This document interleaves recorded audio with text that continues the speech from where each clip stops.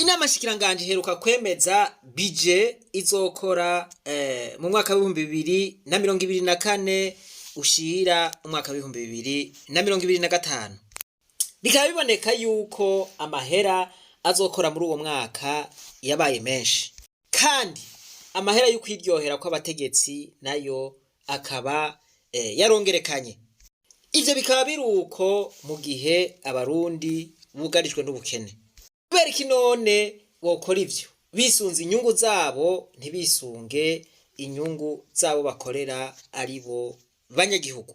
Rikome naho nyene aka kanenge barakabonye bakavuga bati ivy'igihugu vyari bikwiye gusabikanywa na bose bidaherera mu kagwi k'abategetsi kanaka aribo bavyihariza. Tuza kubona mw'iyi bije nuko dukwiye kubona yuko haba ugusabikanya ivy'ubutunzi, ntitugume tubona akagwi k'abantu bakeyi ariho baguma batunga mu gihe abanyagihugu bariko barakena. Ibi tugeneye kubibonera mu kuduza rya tagisi twita impôt sur fortune, ku buryo tubibona n'imiburiburi ryagiye ku 15, kuko ntivyumvikana ingene mwa kino gihugu cacu umenga umukene ahamagarirwa kwikorera umutunzi, aho yuko umutunzi yofasha nawe mu kubaho k'umukene. Aka kantu sinzi ko mwakumvise, ni ukuvuga ngo mu Burundi abakene nibo babeshejeho abatunzi, nibo babeshejeho kakagwi k'abategetsi.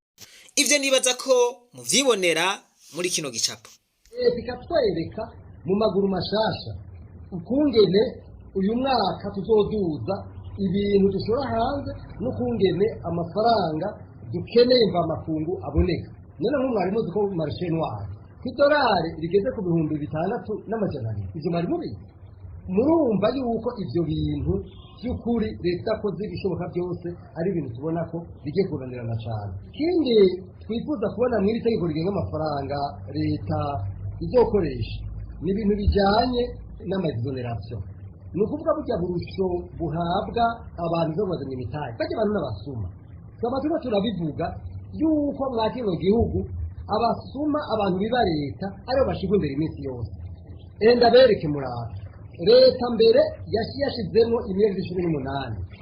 Mwibuke neza mu itegeko ryabaho kera leta yashiramwo amafaranga angana mu miliyoni 18, mugabo ubu basizemo miliyari 80. Murumva leta yashiramwo amahera angana ni miliyari 18, ariko ubu bamaze kugera ku miliyari 80, ubu naho bigezehe? Ariko abo bariko bavuga ngo ntibazosubira kuduza kurenga, ariko nagenda babwire ko ubuya bagejeje ku miliyari arenga 240. None mu byo bintu bishoboka? Ibi bintu mwebwe muvyumva gutega wampaye inka mu gihugu ca mbere gikenye kw'isi. Uku n'ugukunda bene gihugu canke n'ukwikunda? Ubwire kuraba abo bantu baronka amafaranga ni babandi nyene, n'abantu baronka amasoko ya leta. Abaronka amasoko ya leta ni bandi, usanga ari babandi nyene.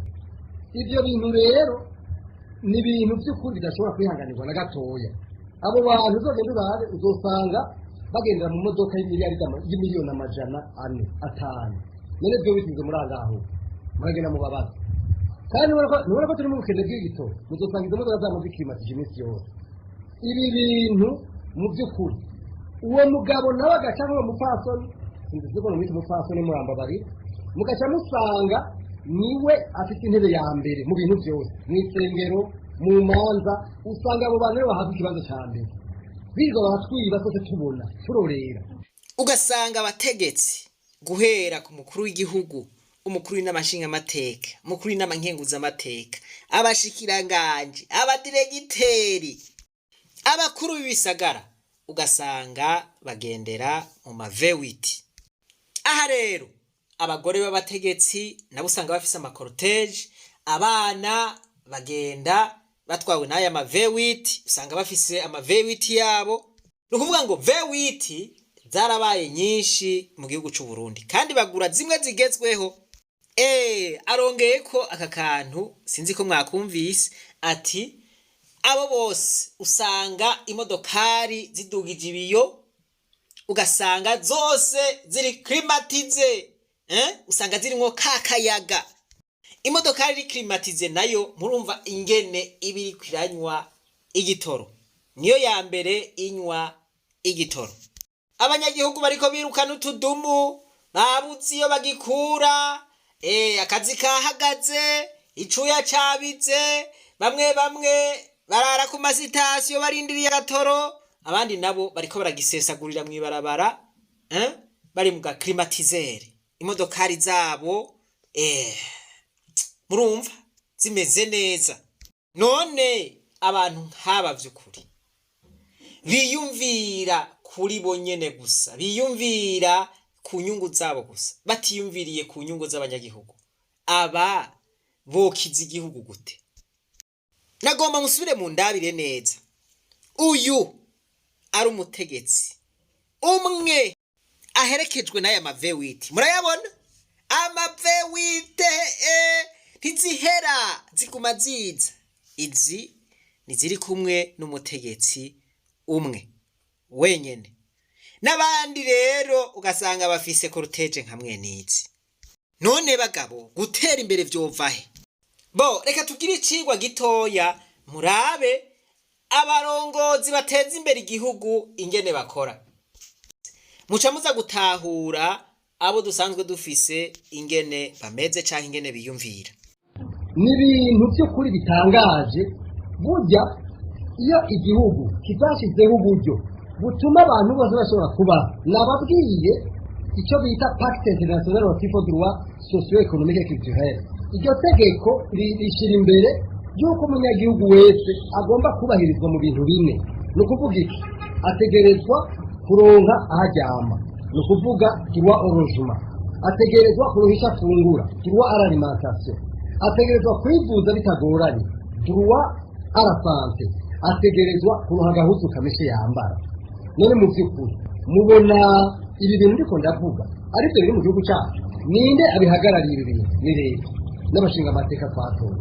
None mu by'ukuri ibi bintu tuzobibona mu itegeko, twebwe tuzoguma dukurikirana kugira ngo turabe iri tegeko mu by'ukuri ryubahiriza bino bintu turiko turavuga. Kuko nababwiye abantu batwara n'abasuku bacu, n'abasuku abo basuku rero bategerezwa kubahiriza ibi turiko turavuga. Ntitugume tubabona gusa banegarega mu mamodoka yaguzwe amakuru n'amatagisi yacu. Ndazi ko ibi iyo turiko turabivuga abantu bajya mu matwi, cyane cyane abantu biraba, mugabo nta kundi, kuko bavuga ngo ugomba gukiza uwiwe asimba urugo. Nta yindi nzira n'imwe dushobora gucamo atari uko. Ibi bintu rero bijyanye n'amaexoneration nariko ndavuga, aho kugabanuka biguma biduka, abantu bakunda kuza mu biganiro dukoresha twebwe turabivuga. Leta yarifashe mu jisho ngira bituga ngo bishabihera, ahubwo bishabituga gusumba. Namwe ibyo bintu bishoboka. Bo ibi bintu rero twahava tuvuga yuko bidashoboka. Reka ndabashikirize cacigwa. Ubu bivugwa yuko abaprezida bakenye cane gusumvya abandi ku isi ari Perezida Ibrahim Traoré wa Burkina Faso hamwe Perezida Jose Mujika wa Irigwe. Aba bantu rero wumvirije ibibaranga, ibibavugwa ko ni nka bimwe. Bavugwa yuko ari abaprezida bariko bitangira ibihugu vyabo, kandi nkaba n'ibimana ikeneye, kuko ijambo ry'Imana rivuga ngo umwungere yigura intama ziwe. Reka rero tubavuge ko mwumvirize ingene bakora ibintu vyabo gutandukanye n'abandi dusanzwe tuzi bakunda ivyubahiro cane. Perezida wa Irigwe Jose Mujika yatwaye Irigwe kuva mu 2010 gushika mu 2015. Avuga ko ari umuperezida atigeze yiyumvira ku banyagihugu. Perezida Jose Mujika yategerezwa guhembwa amadolari 16,000. Aravuga ati oya, aya jewe sinoyakira, reka fashe abanyagihugu. Yaraba abanyagihugu bo muri Irigwe bariko baramererwa nabi, ayo mahera agaca yatanga kugira ngo afashe abanyagihugu biwe. Abantu bararuha bamugira ku ruririmbo ko ari umuperezida wa mbere akenye ku isi. Ewe yiyumvira guhindura ubuzima bw'abanyagihugu biwe, abandi nabo baba bariko biyumvira guhindura ubuzima bwabo nyene. We yaryoherwa n'ubuzima abayemwo akagira ati ivyo mfise birankwiye. Yari yifitiye n'imbwa zibiri nizo bigumanira imuhira. Aha rero niho Perezida Jose Mujica yibera. Ubuzima bwiwe bwari butandukanye n'abandi ba perezida twumva kw'isi canke muri Afrika muri rusange. Ivyo ntivyamubuza gukora akazi kiwe nka perezida canke kwicarana n'abandi banyacubahiro bo kw'isi kandi ari umuntu aciye bugufi nk'uko. Perezida n'umukenyezi wiwe bafise akanya keza baca bigira kwirimira amashugwe.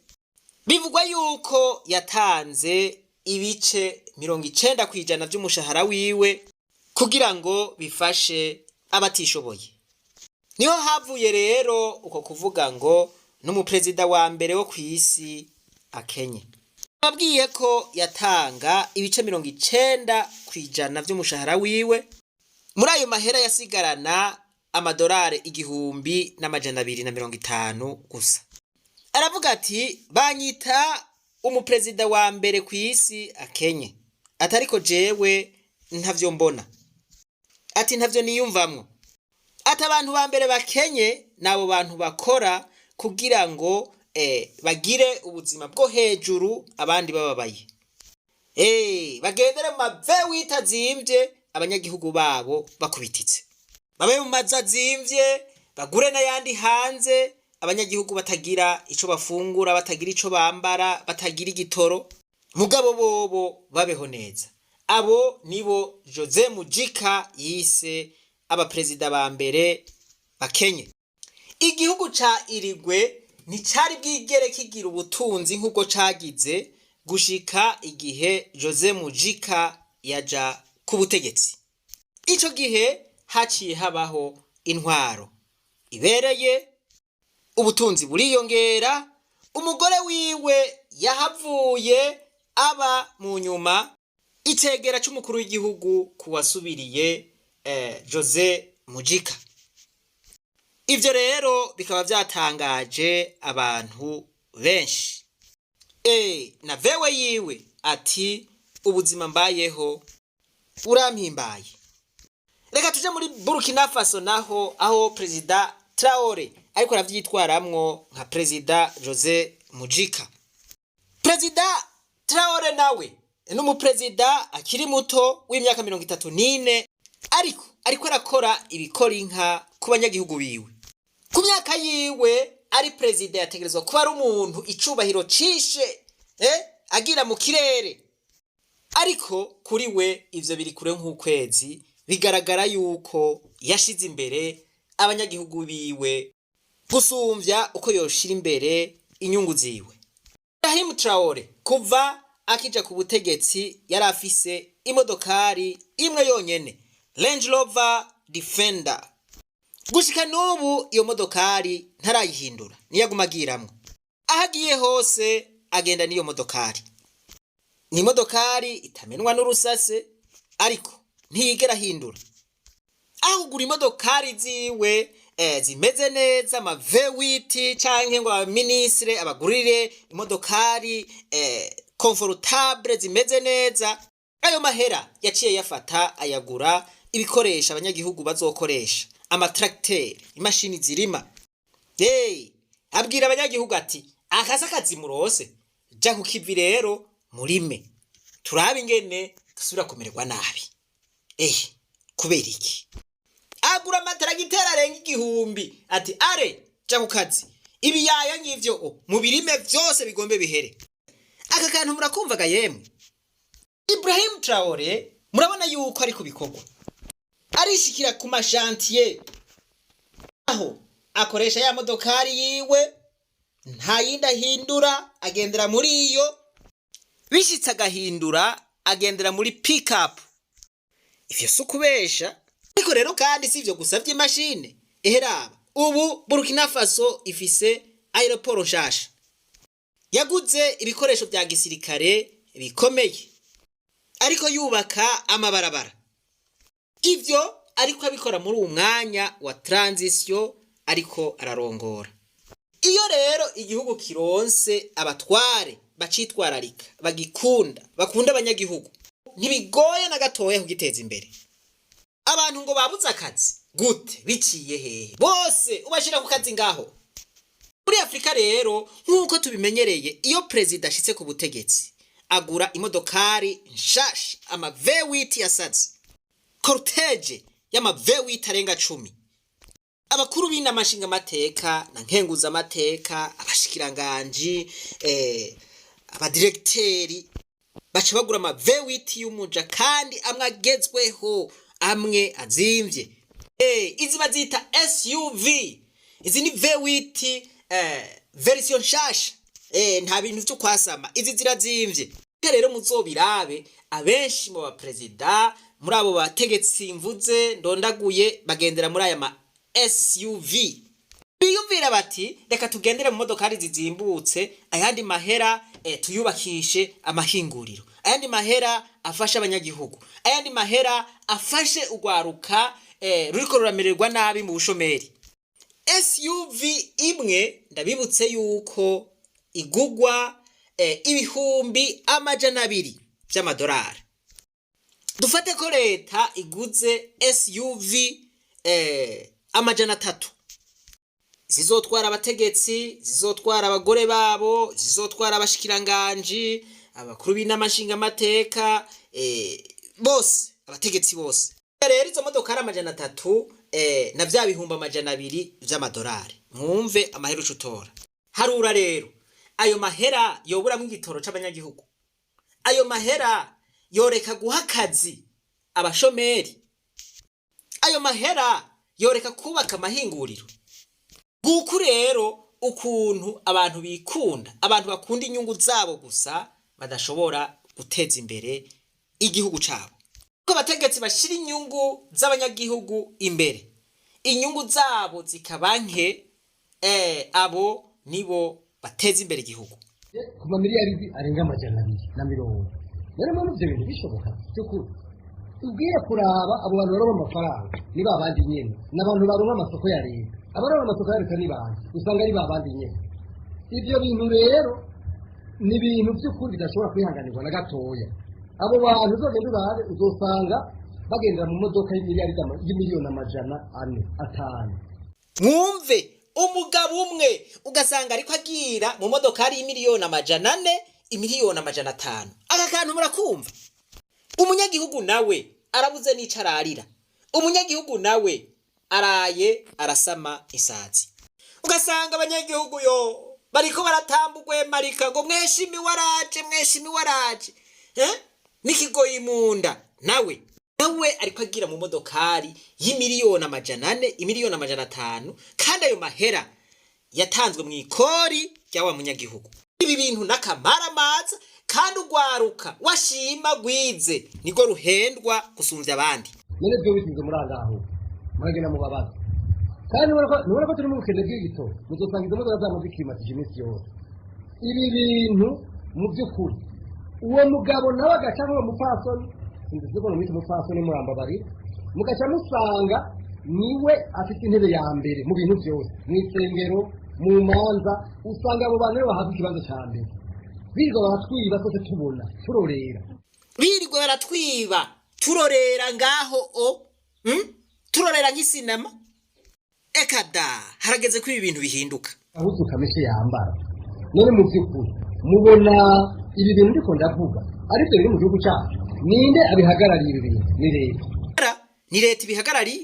None leta nayo ihagarariwe nande? Ihagarariwe n'umukuru w'igihugu. Umukuru w'igihugu nawe avuga yuko ata muntu numwe amusumvya amahera. None ndabeshega abantu b'Imana uko sukuri bategezwa kubahiriza ibituko turavuga. Ntitugume tubabona gusa banegarega mu mamodoka yaguzwe amakuru n'amatagisi yazo. Ndazi ko ibiriya tuko turabivuga abantu bajya mu matwi cyane cyane abantu biraba, mugabo nta kundi kuko bavuga ngo ugomba ukizuyiwe asimba urugo. Nta yindi nzira nimwe dushobora gucamo ataruko. Rero aho bari ntibakenera yuko hari umuntu ashirayo ibintu hamwe n'ibi. Ntibishoboka. bakwita umumenja, umwasi w'igihugu. Abanyagihugu rero bobo bariye kimwe twita anestezi, batewe rwa rushinge, nabo baca bajako ngo abo bavuga ivyo n'abansi b'igihugu. Urumva? Abanyagihugu kuba baba bariyobegwa, abanyagihugu twarabaye baba bariyobegwa, ntitubona baradushizeko igitambara, ntitubona nuko bariko baradusahura. Ugwaruka ukaza wumva umuntu yahejeje kaminuza afise urupapuro rw'umutsindo rwa kaminuza akakubwira ngo wewe uri nyanka Burundi, ngo wewe nta gihugu wipfuriza amahoro, ngo wewe uriko wipfuriza igihugu inabi kubera uvuze amanyanga akogwa n'abategetsi. Ngo mbega ko ivya babuyoya mutabivuga, ngo kubera iki muvuga ivyaba gusa? None nk'umuntu afise imvugo nk'iyo, aho mwumvaga abantu b'Imana ataba yaranyengetewe? Ba yuko anestezi iba yaramusinzikaje cyane, isigaje kumugatura. Sinzi ukuntu umuntu nk'uyo ushobora kumutimbura.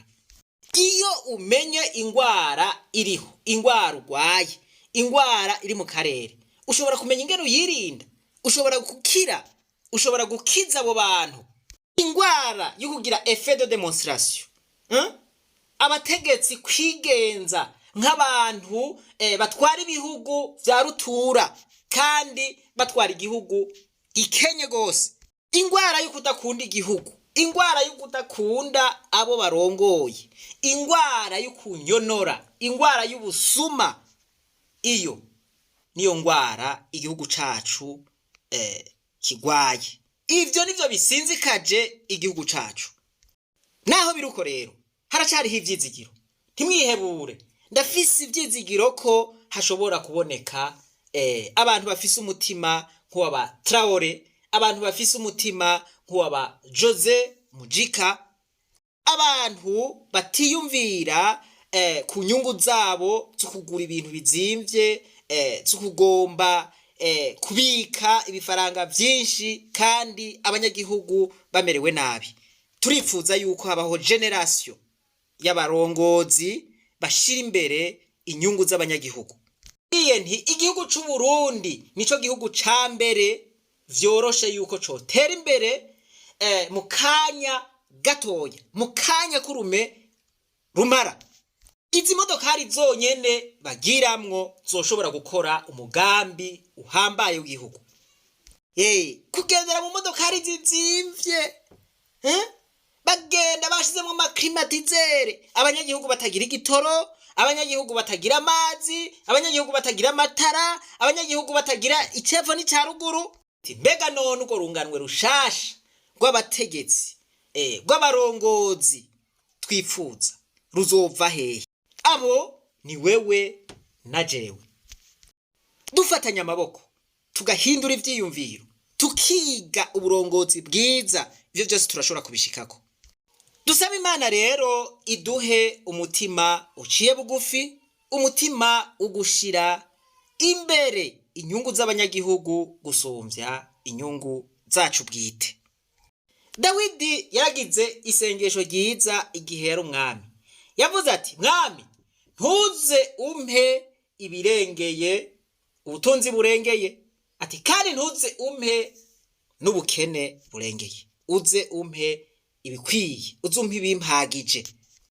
Harageze ko haba urunganwe rw'abarongozi bagira isengesho nk'iryo rya Dawidi. Apana bamwe bagomba kwirundarundaniriza ko vyose nk'amasiha. Imana nibahezagire mwese. Reka twibandanirize rwa rugendo rwacu maze tugaruze umunezero Satani yatunyaze. Umuntu atarashika mu ishuri ry'abarundi bose turamuhaye kaze.